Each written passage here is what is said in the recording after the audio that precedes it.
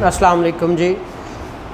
बहुत अरसे से एक कॉन्स्टिट्यूशन ऑफ पाकिस्तान की जो है वो आ रही थी, बच्चे फेसबुक पे और यूट्यूब चैनल पे कह रहे थे कि कॉन्स्टिट्यूशन ऑफ पाकिस्तान को स्टार्ट करवाया जाए, पढ़ा जाए।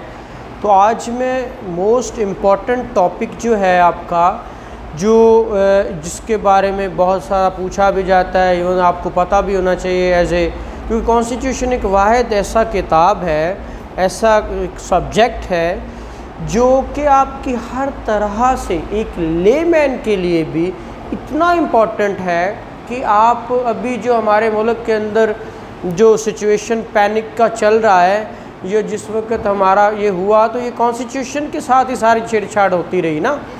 तो वो कभी हमने देखा कि किसी को निकाला जा रहा है, किसी को 62-63 पे लेके आ रहे हैं, किसी को 63A की बात कर रहे हैं। तो ये कॉन्स्टिट्यूशन इतना ही इम्पॉर्टेंट है क्योंकि आपको एक बात पता होगी कि कुरान पाक के बाद जो सबसे हॉली बुक है हमारे पाकिस्तान के अंदर, that is constitution of Pakistan, जो कि रिपग्नेंट टू द हॉली कुरान सुन्ना नहीं हो सकता।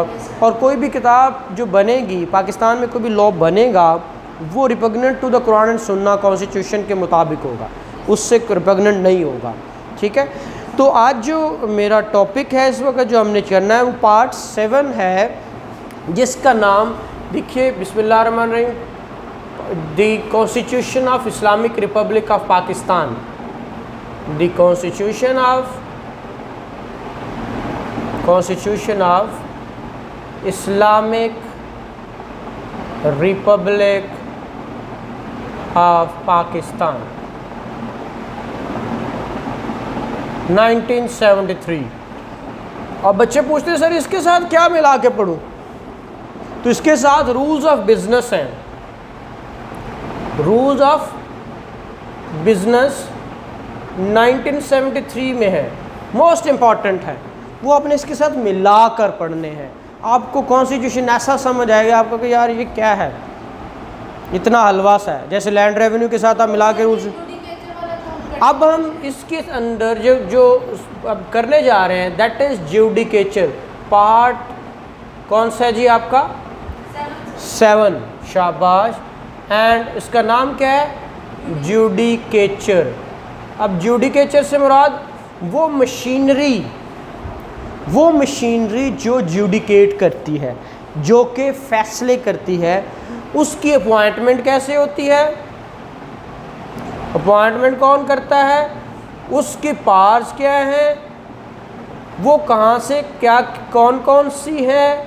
मसलन आपने कहा सुप्रीम कोर्ट है, हाई कोर्ट है, फेडरल शरीयत कोर्ट है, ठीक है, ये सारी या स्पेशल कोर्ट्स हैं आपकी, ठीक है, जो ट्राइब्यूनल्स हैं आपके, ये टोटल या कोई मिसलिनियस प्रोविजंस हैं, ये टोटल का टोटल आपका 175 टू ऑनवर्ड 212 कहाँ तक है जी? बी तक। यहाँ तक ये आपका ज्यूडिकेचर है। तो आज जो हम सिर्फ इसके अंदर देखेंगे, जो आपकी 18th अमेंडमेंट, बहुत नाम सुनते हैं आप इसका, 18th अमेंडमेंट जो कि 2010 में हुई, उसके अंदर अब ये देखें ना, आपकी अपॉइंटमेंट्स जितनी भी थी ना, पहले हुआ करता था कि आपके establishment of courts, jurisdiction of courts जिसको हम कहते हैं, और establishment and jurisdiction of courts, और साथ में जो अपॉइंटमेंट ऑफ जजेस है ना, सुप्रीम कोर्ट के हों, हाई कोर्ट के हों या फेडरल शरीयत कोर्ट के हों, वो इन्हीं के हेड के अंडर होते थे। लाइक अगर आप सुप्रीम कोर्ट देखते हो तो 176 से ऑनवर्ड शुरू होता है सुप्रीम कोर्ट, ठीक है, तो इससे ऑनवर्ड 191 वो सारा चलते हुए वो आता है आपका, क्या होता था, इसके अंदर ही वो प्रोविज़न दे देता था। फिर आगे हाई कोर्ट शुरू हो जाता था, हाई कोर्ट के अंदर अपॉइंटमेंट कहता था। लेकिन 2018 के अंदर जब 18th अमेंडमेंट आई तो उसके अंदर 175A इंट्रोड्यूस करवा दिया गया। 175A, इसने सारों की अपॉइंटमेंट एक ही जगह कर दी। हाँ, अब देखिए मैं आपको ये निकाल के आपको दिखा देता हूँ कि आर्टिकल 175A उसका कैप्शन ये है, अपॉइंटमेंट ऑफ जजेस to the Supreme Court court, high courts and Federal Shariat Court. यानी तीनों के जो जजेस हैं वो 175A में पॉइंट जी, ये बात कर रहा है अपॉइंटमेंट की प्रोसीजर सारी इसी जी। फेडरल शरीयत कोर्ट ये दिखा high court, supreme Court, high court और एफएसटी, फेडरल शरीयत कोर्ट, ठीक है।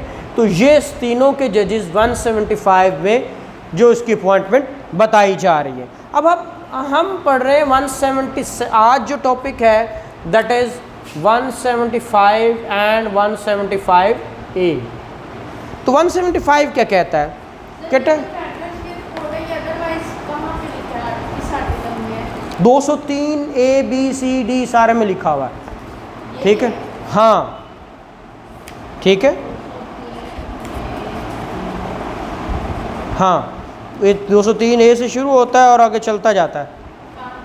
ये 203 गालबन ये है, इसका जी तक है या डबल डी एफ जी तक है मेरा ख्याल है, जे तक, 203 जे तक, ये वो हम जब इसमें जाएंगे देख लेंगे। अच्छा, अब वो कह रहा है कि पाकिस्तान के अंदर कौन सी कोर्ट्स हैं मौजूद, जो हमने कहा जुडिशल हायरार्की, जो सुप्रीम, आपके जो सुप्रीम जुडिशल, जिसे कॉन्स्टिट्यूशनल कोर्ट्स कहते हैं, वो कौन सी हैं, ठीक है। उसने कहा हाँ, there shall be a Supreme Court, एक सुप्रीम कोर्ट होगा, ठीक है, Supreme Court, a Supreme Court, ठीक है, नंबर 1। उसने कहा एक सुप्रीम कोर्ट होगा, फिर a high Court for each province, क्या होगा? A high Court for each province.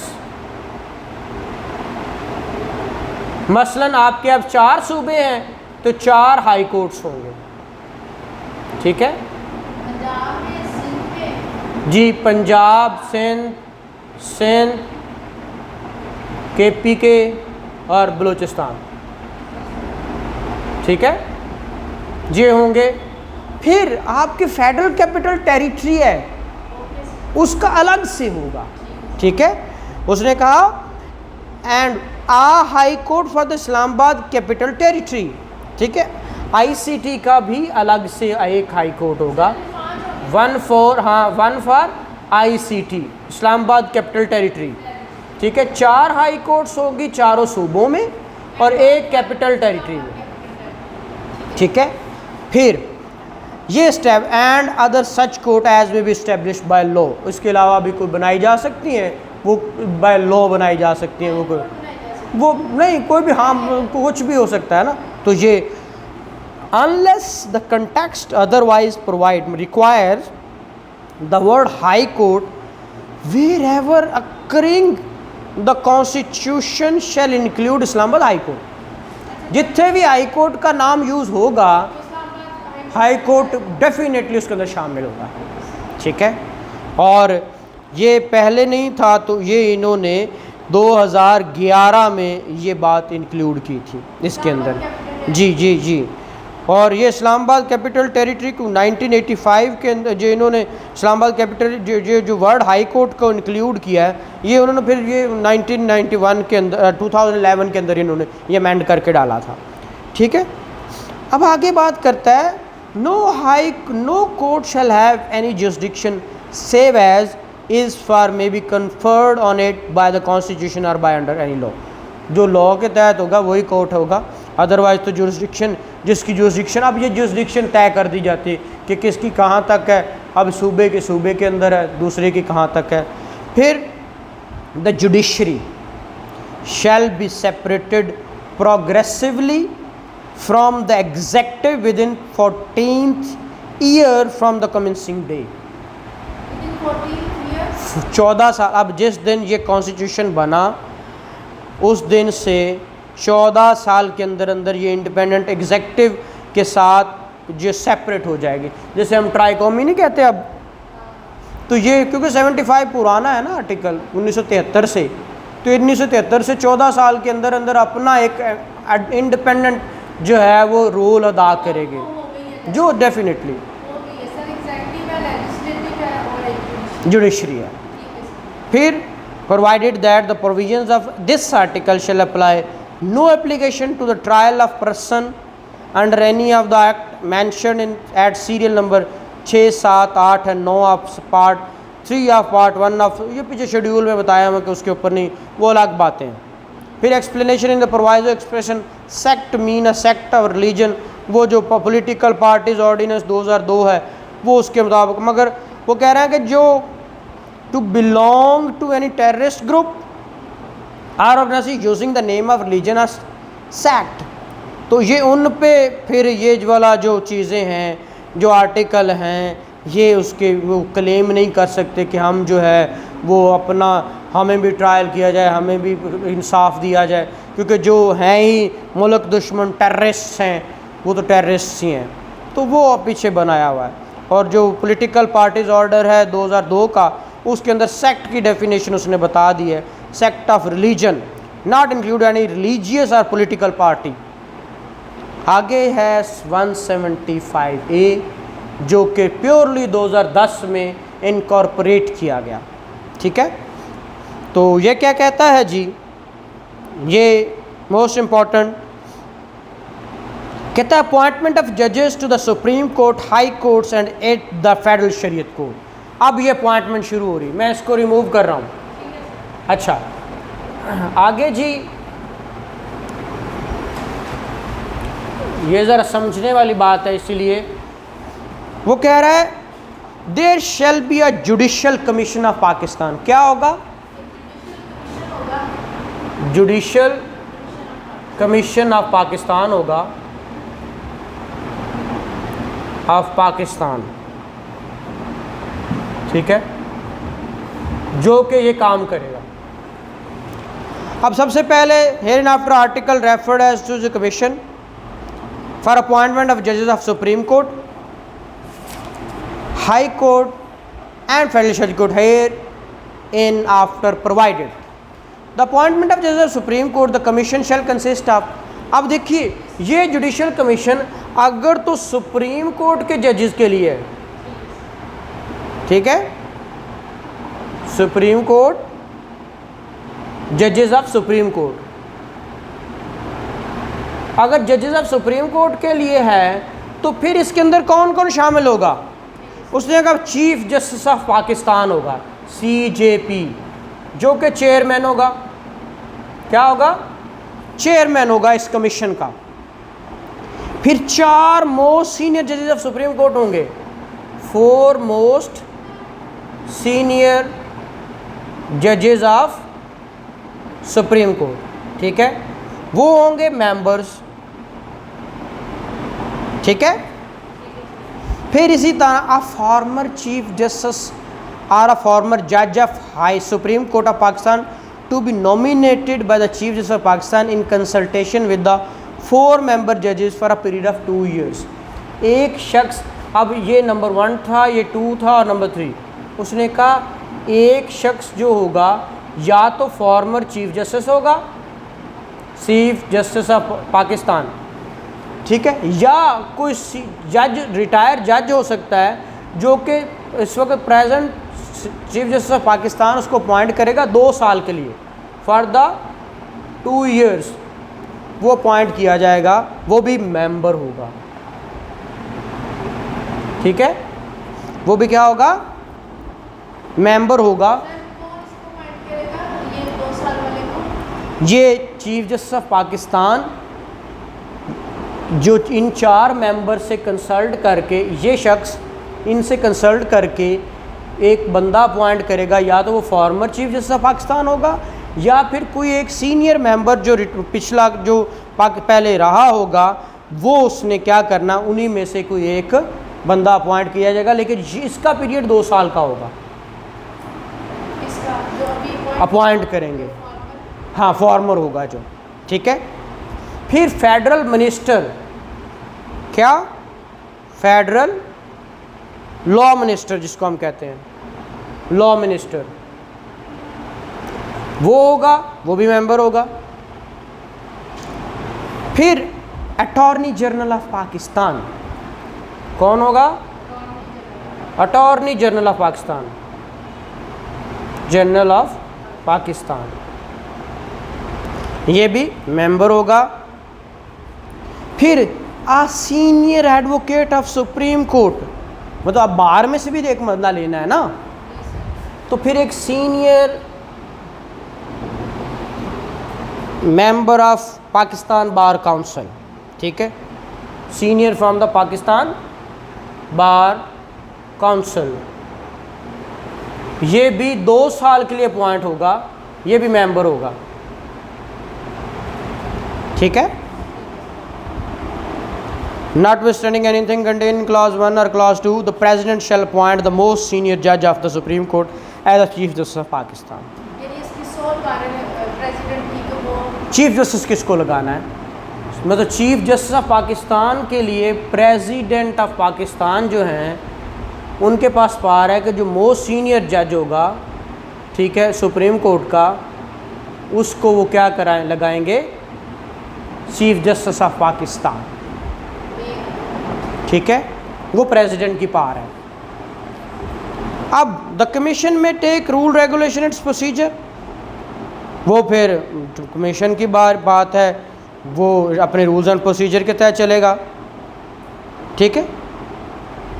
ये था अपॉइंटमेंट फॉर जजेस ऑफ सुप्रीम कोर्ट। अब बात आती है जजेस ऑफ हाई कोर्ट्स, ठीक है।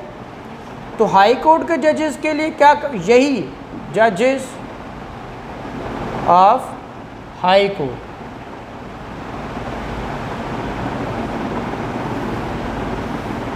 ठीक है। अब पहला बंदा वही chief justice of high court to which the appointment is being, यहाँ पे हमने चीफ जस्टिस ऑफ पाकिस्तान लिखा था ना, यहाँ पे CJ chief justice of concern high court, ठीक है, हाई कोर्ट। ये चेयर में यहाँ पे क्या होगा, मेंबर, वो लोग तो हैं ही हैं, ये लोगों के साथ, ये लोग तो परमानेंट हैं। वो कह रहा है अपॉइंटमेंट ऑफ जज high court the commission in clause 2, जो हमने कमेटी बनाई, इसके साथ ये भी लोग होंगे कमेटी में, इसी कमेटी में, हाँ, एक कमेटी के ये मेंबर होंगे, साथ में ये मेंबर भी होंगे, जब सुप्रीम कोर्ट की फिर ये सिर्फ होंगे, ये सिर्फ फंक्शनल होंगे, हाँ, जब हाई कोर्ट की इनके साथ फिर ये होंगे, ठीक है। उसने कहा the commission the appointment of जजेस of high court the commission in clause 2, ये जो हमने पढ़ा, ठीक है, shall also include the following namely, उसके अंदर फिर ये भी होंगे, एक chief justice of high court, ये भी मेंबर के तौर पर आएगा। नंबर 2 उसने कहा सीनियर द मोस्ट सीनियर जज ऑफ द हाई कोर्ट, ठीक है, पहले क्या है, chief justice of high court. दूसरा आपने कहा मोस्ट सीनियर जज ऑफ हाई कोर्ट, जज ऑफ हाई कोर्ट, ये भी मेंबर होगा। नंबर 3 प्रोविंशियल मिनिस्टर, यहाँ पे फेडरल लॉ मिनिस्टर था या प्रोविंशियल लॉ मिनिस्टर है, प्रोविंशियल लॉ मिनिस्टर, ये भी मेंबर होगा। नंबर 4 वही एडवोकेट नॉट लेस देन 15 साल, यहाँ पे एडवोकेट जनरल होगा, हाँ, अब यहाँ पे उसने एडवोकेट जनरल, एडवोकेट आ रहा है, एडवोकेट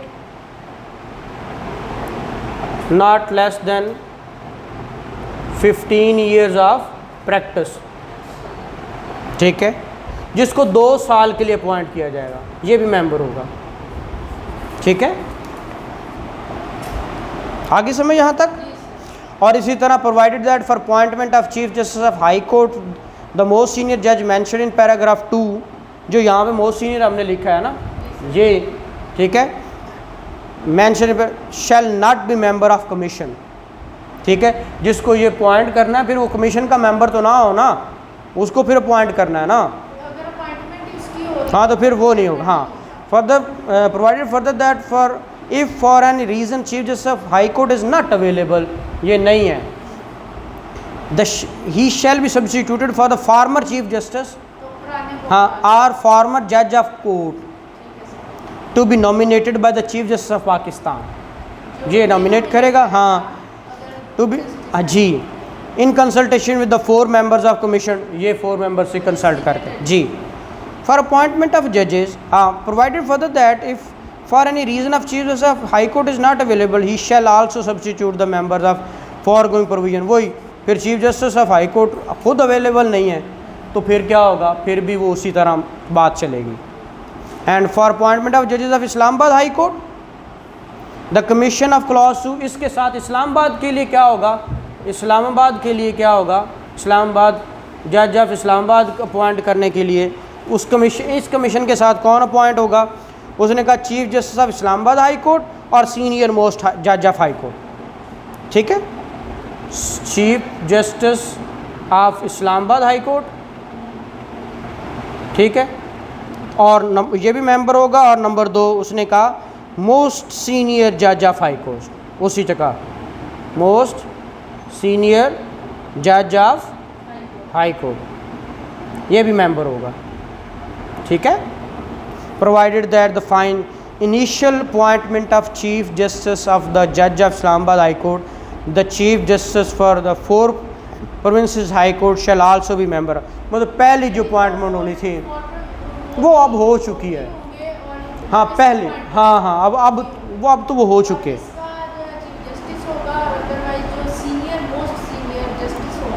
हाँ हाई कोर्ट का, उसी हाई कोर्ट का।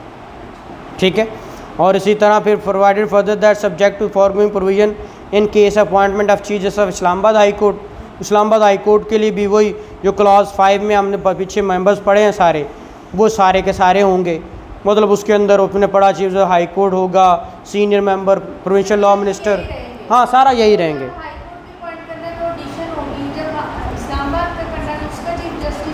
हाँ वो बिल्कुल सही कह रहे हैं। फिर अपॉइंटमेंट ऑफ जजेस ऑफ फेडरल शरीयत कोर्ट। ठीक है, अब FS से आप बात कर रहे हैं, FSC federal Shariat court, federal Shariat court. ठीक है, तो वहाँ पे क्या होगा, वही क्लास 2 के साथ और कौन कौन होंगे, जज of federal Shariat court most senior जज मेंबर, हाँ वही। ठीक है, फिर प्रोवाइडेड वही 5 वाले सारे के सारे पॉइंट होंगे। ठीक है, अब 175(8) पे आ गए, 175(1) का सब क्लास 8 आ गया आगे। वो कहता है the commission by majority of its total membership shall nominate the parliamentary committee 1 person, वो अपनी एक नॉमिनेट बंदा अपॉइंट करेंगे। और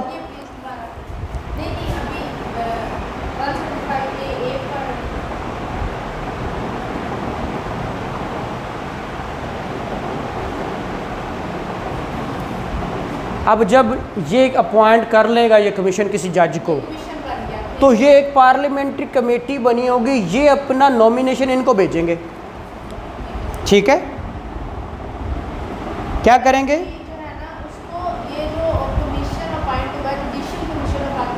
हाँ जी। अब पार्लियामेंट्री कमेटी में कौन होगा, हाँ जी, इसके अंदर कौन होगा, उसने कहा 4 members of from senate and 4 from the national assembly, 4 members from senate, 4 from national assembly. ठीक है, provide that when the national assembly is dissolve the total membership of the parliamentary committee shall consist of member of senate only, हाँ बिल्कुल। out of the 8 members of committee 4 shall be form the treasury bench, मतलब 8 ने ना, तो 4 opposition में से होने चाहिए और 4 ट्रेजरी बैंक मतलब गवर्नमेंट से होने चाहिए। 2 from the each house, 4 from the opposition bench and 2 from the each house. The nomination of members from the treasury bench shall be made by the leader of house and from the opposition benches by leader of the opposition. वो अपने अपने कहेंगे कि इस purpose के लिए। Secretary senate shall act as the secretary of the committee, जो secretary senate होगा वही इस जुडिशल कमेटी पर पार्लियामेंट्री कमेटी का सेक्रेटरी होगा। और the committee on receipt of nomination from the commission may confirm the nominee by the majority of total membership within 14 days, 14 दिन के अंदर वो क्या करेंगे, इसको नॉमिनेशन करनी, and failing which the nomination shall be deemed to have been confirm, ठीक है, provided that the committee for reason to be recorded may not confirm the nomination by 3/4 majority by its total membership within the set. Membership के साथ reject नहीं, reject करेंगे, ठीक है। Provided further that if a nomination is not confirmed by the committee, it shall forward its decision within reason, so recorded to the commission through the Prime Minister। अच्छा, वो prime minister को अपना decision भेजेंगे। Provided further that if a nomination is not confirmed, the commission shall send another nomination। commission फिर एक और नया nomination send करेगा। The committee shall send the name of nominee confirmed by the it are deemed to have been confirmed to the Prime Minister, who shall forward the same to the President for appointment। Sir ये जो हमने prime minister के through अपना rejected decision भेजेंगे जो nomination होगी, तो sir वो कितने दिनों में भेजेंगे? वो 14 डे, वो उसकी पीरियड लिखा हुआ, बस वो 14 डेज ही लिखा हुआ ना, उसी के अंदर उसने भेजना होगा। वो सेट 14 डेज उसको सेलेक्ट भी करेंगे, अगर रिजेक्ट करना है तो हाँ, और सेलेक्ट अगर तो वो नॉमिनी उन मेंबर्स ने कंफर्म कर दिया तो वो प्राइम मिनिस्टर भेजेगा आगे प्रेसिडेंट को, प्रेसिडेंट को देगा कि ये बंदा होगा। हाँ, नो एक्शन और डिसीजन, हाँ जी, अगर तो रिजेक्ट हुआ तो वापस जुडिशियल कमीशन हाँ, और कंफर्म हुआ कर दिया तो फिर प्राइम मिनिस्टर आगे, प्राइम मिनिस्टर प्रेसिडेंट। हाँ, ये 13 में लिखा हुआ, ठीक है, 175 ए का 13। और इसी तरह 14, no action or decision taken by commission or the committee shall be invalid or called in question only on the ground of existence of any vacancy therein or the absence of any member from the meeting। जनाब एक आया नहीं सी, तुसी किवें कर दिता, तो ये अकॉर्डिंग क्वेश्चन नहीं। हाँ नहीं हो सकता। And the meeting of the committee shall be held in camera and record its proceeding shall be maintained in camera होंगी। And provisions of article 68 shall not apply to the proceeding of committee. 68 वाली provision इस पर लागू नहीं होंगी। वो 68 privilege वाली बात हमने की थी, याद करो। Restriction on decision in Parliament, Majlis Shura Parliament, no decision shall take place in the Majlis Shura Parliament, restrict the conduct of any judge of Supreme Court, तो ये इस पे लागू नहीं होगा। एंड इसी तरह द कमेटी में मेक, हाँ इसमें कह सकते हैं, वो कह सकते हैं। और इसी तरह कमेटी में make rule for regulating it's procedure, तो मतलब कमेटी रूल बना सकती है ना हमारे प्रोसीजर का। तो ये आपका था जी, थैंक यू वेरी मच।